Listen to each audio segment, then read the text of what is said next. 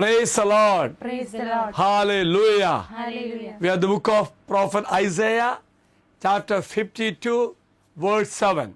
How beautiful upon the mountains are the feet of him who brings glad tidings and announces salvation.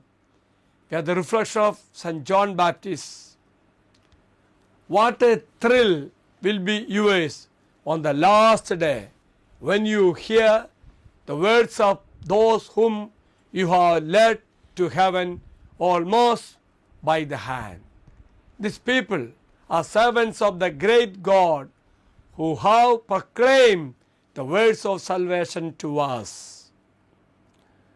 This verse shows how beautiful on the mountains are the feet of those who bring good news, who proclaim peace, who bring good tidings, who proclaim salvation, who say to Zion, your God reign, celebrates the arrival of messengers bringing hope and salvation, signifying a time of joy and redemption for God's people.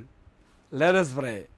Almighty God, making me a willing messenger of your good news of salvation to those who do not know you, let me be messenger through prayer as well as through words and actions.